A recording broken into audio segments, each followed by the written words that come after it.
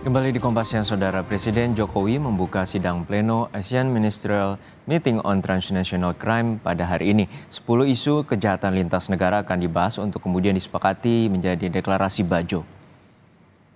Presiden Jokowi membuka sekaligus memberikan sambutan secara virtual dalam pembukaan sidang pleno EMMTC ke-17. Presiden Jokowi berpesan aparat penegak hukum harus bisa lebih adaptif dalam menanggulangi kejahatan lintas negara yang semakin masif dan kompleks. Presiden berharap acara yang diketuai oleh Kapolri Jenderal Listio Sigit Prabowo ini dapat merumuskan kerjasama yang responsif dan melahirkan langkah strategis dalam memberantas kejahatan lintas negara, khususnya perdagangan orang, terorisme, dan perdagangan gelap narkotika. Kita perlu membangun kolaborasi berkelanjutan, melakukan pertukaran informasi, memanfaatkan teknologi, serta meningkatkan kapasitas dan profesionalitas aparat.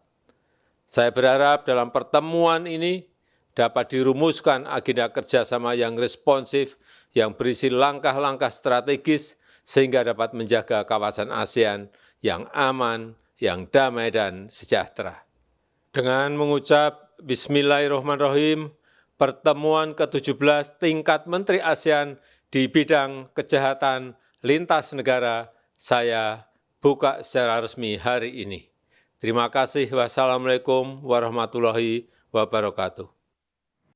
Sidang pleno ASEAN Ministerial Meeting on Transnational Crime ke-17 tengah berlangsung di Labuan Bajo, NTT. Lalu apa saja fokus pembahasan para delegasi setingkat menteri ini dan adakah konsensus yang dihasilkan? Kita bergabung dengan jurnalis Kompas TV Asri Gunawan di lokasi pertemuan di Labuan Bajo.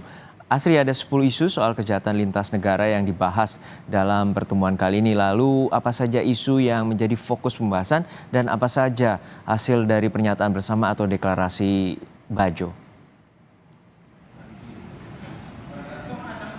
Ada 3 isu prioritas yang dibahas atau didorong oleh Indonesia dalam pertemuan setingkat menteri di agenda AMMTC ke-17 di Labuan Bajo ini. Pertama, soal perdagangan gelap narkotika, kemudian terorisme, dan yang terakhir soal tindak pidana perdagangan orang. Ini yang sering kali dibahas dan ditegaskan oleh Kapolri Jenderal Listio Sigit Prabowo dan juga oleh Presiden Joko Widodo yang tadi juga disebutkan dalam sambutannya. Nah, dalam 2 bulan terakhir ini, polisi ini melakukan tindak lanjut dan menjadi fokus untuk memberantas tindak pidana perdagangan orang.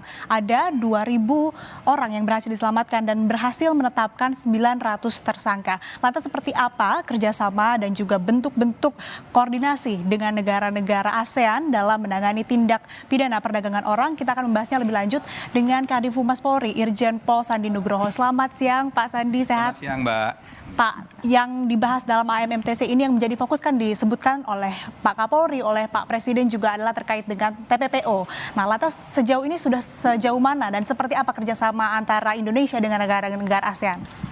Baik, tindak lanjut tentang pertemuan yang dilaksanakan oleh Presiden pada bulan Mei yang lalu, yaitu tentang KTT ASEAN, ditindaklanjuti oleh Bapak Kapolri pada AMMTC kali ini dengan mengambil topik-topik yang sudah dipersiapkan tentang kejahatan transnational crime. Ada 10 isu, diantaranya adalah TPPO.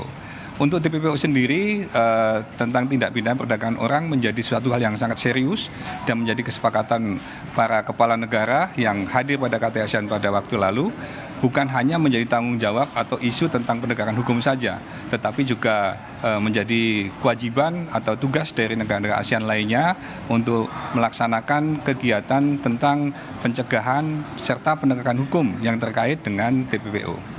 Hal tersebut disampaikan oleh Bapak Kapolri, Bapak Jenderal Polisi Dr. Andes Listio Sigit Prabowo pada waktu pembukaan, bahwa salah satu hal yang menjadi atensi pada pertemuan setingkat menteri atau para Kapolri di ASEAN ini adalah membahas tentang bagaimana tindak lanjut untuk penanganan TPPO di ASEAN ini.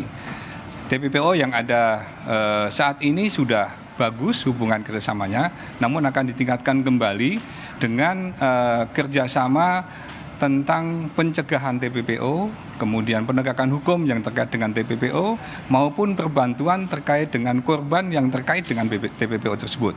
seperti halnya tadi disebutkan bahwa untuk TPPO kali ini yang sudah dilaksanakan oleh Indonesia, khususnya ketika Satgas Pemberantasan TPPO yang dibentuk oleh Presiden, diketuai oleh Bapak Kapolri, telah melaksanakan penegakan hukum dengan menghasilkan ada 771 LP, telah menyelamatkan korban sebanyak 2.497 orang, dan sudah menangkap tersangka sebanyak 924 orang.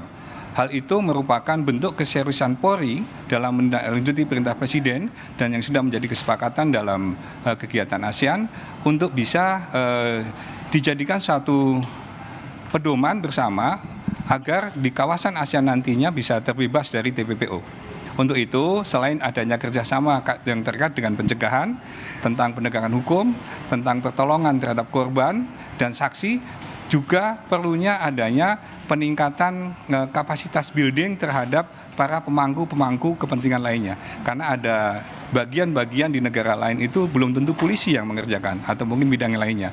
Kerjasama ini untuk bisa menyamakan persepsi sehingga nantinya ke depan kejahatan yang terkait TPO bisa kita laksanakan dengan kerjasama yang baik. Kuncinya dengan melaksanakan koordinasi, komunikasi, dan kolaborasi. Kerjasama yang dilaksanakan oleh negara-negara ASEAN ini akan terselenggara dengan bagus, dengan baik apabila adanya komunikasi yang baik dan adanya kolaborasi yang baik.